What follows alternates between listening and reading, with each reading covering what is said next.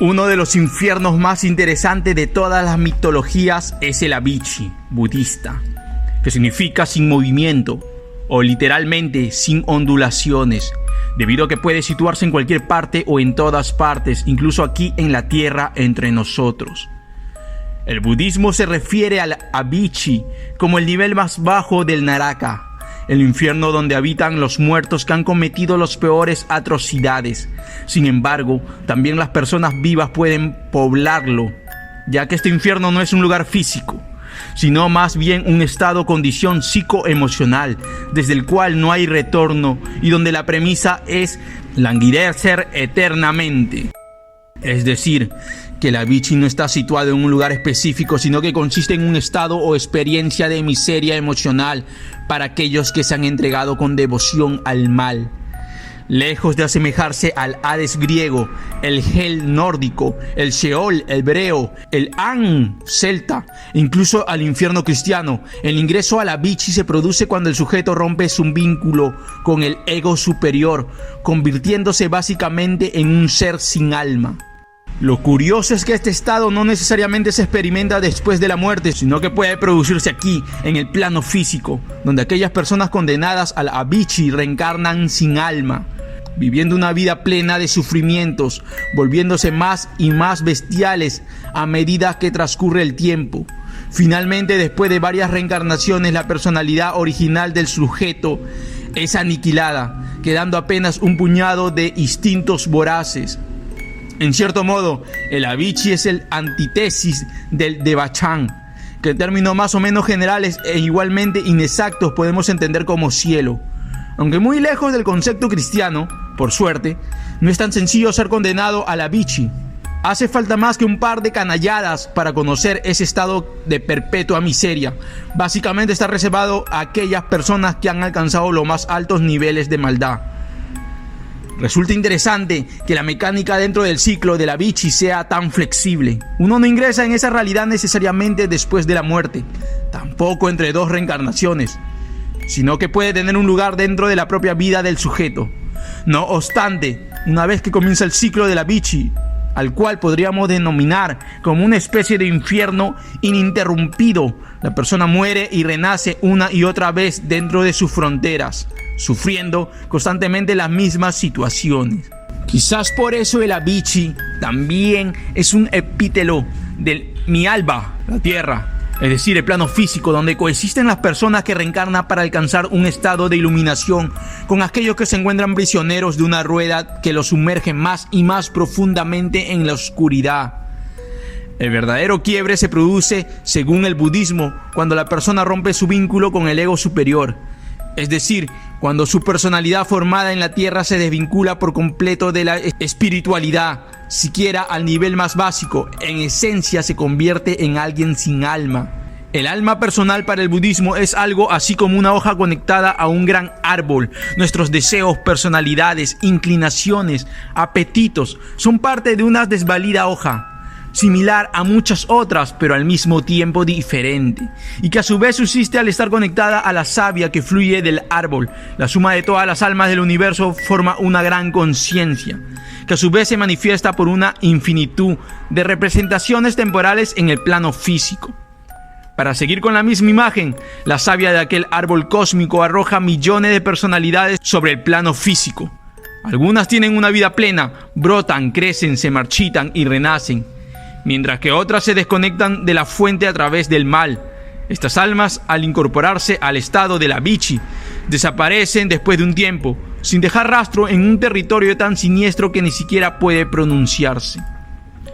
Pero no todo está perdido para los que habitan el Avichi. Mientras aún vive el cuerpo físico que ha perdido su conexión con el árbol, todavía quedan esperanzas. Puede ser redimido, a veces a través de la comprensión y el arrepentimiento de sus actos, pero sobre todo mediante el esfuerzo y la determinación para enmendar el daño que ha causado. Esto, sin embargo, ocurre con muy poca frecuencia. La reencarnación de personas sin alma. Cuando una persona rompe definitivamente su contacto con el ego superior, se convierte en una entidad sin alma, volviéndose más y más animalesca a medida que pasa el tiempo. Tras la muerte de estos individuos, su destino más frecuente es la reencarnación directa, sin haber pasado antes por ninguna etapa de comprensión respecto de sus acciones, precisamente por estar desconectado del ciclo que lo engendró en primer lugar. Cada reencarnación en este contexto trae un mayor y más profundo deterioro de sus capacidades espirituales.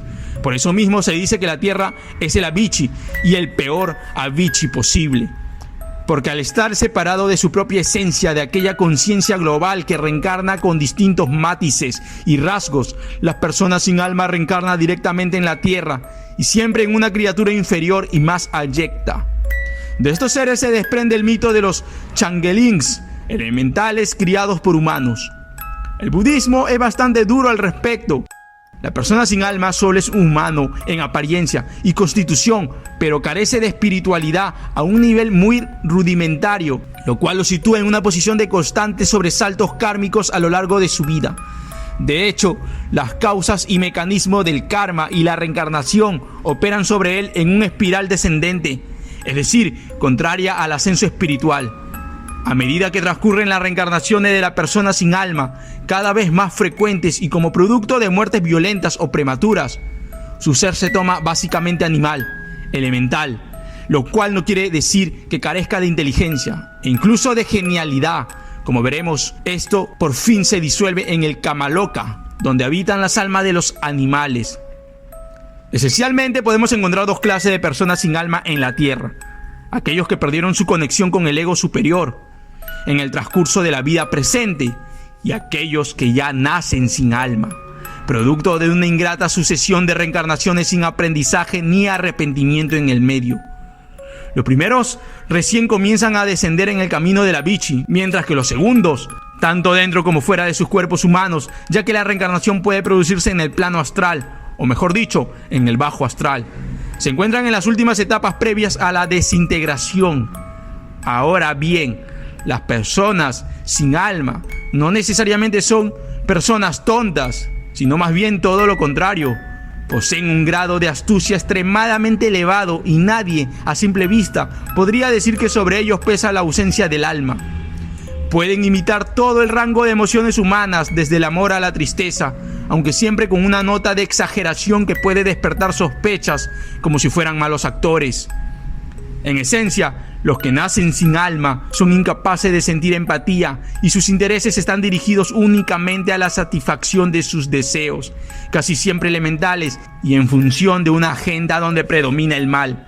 De ahí que el budismo lo considere animales en términos espirituales.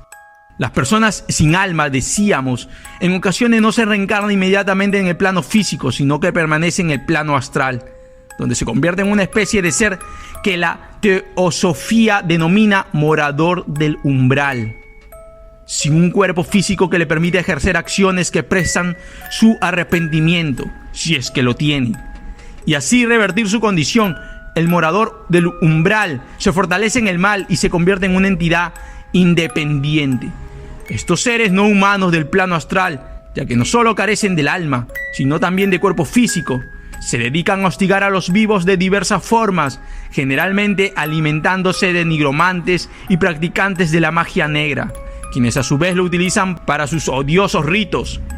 Pueden manifestarse en el plano físico, y a ellos el budismo les atribuye la aparición de fantasmas, gente sombra, tulpas, ghouls, formas de pensamiento y toda clase de criaturas nefastas. Así como el Avicii es el opuesto del Devachan, la existencia inmaterial de la persona sin alma finalmente los conduce a un estado llamado Manvantara, el opuesto a su vez del Nirvana.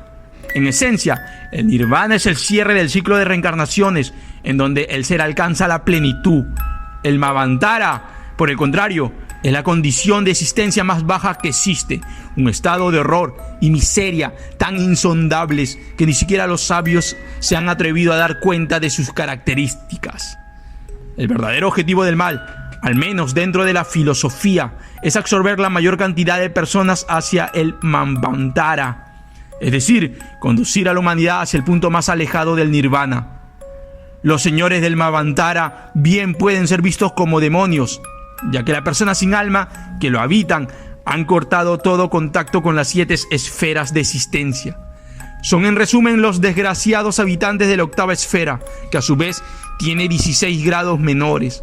En los primeros 14 la entidad, después de atravesar prolongados periodos de sufrimiento, pierde sus 7 sentidos astrales y espirituales. Los misterios de los últimos 2 grados no se comunican, no pueden escribirse, ni siquiera pronunciarse. Quizás el concepto de la Vichy sea, después de todo, uno de los más interesantes en términos de cómo el ser humano concibe el infierno. En este caso, no ya como un lugar físico, sino como un estado, una condición que puede atravesarse incluso en nuestro planeta. Frente a esa posibilidad, es justo razonar que el ritmo de personas que alcanzar el nirvana es mucho más bajo que el de los que se sumergen en el Mantambara, el pozo más oscuro de la Vichy. ¿Y tú qué opinas al respecto de todo lo mencionado anteriormente? El Avicii, las personas que nacen sin alma.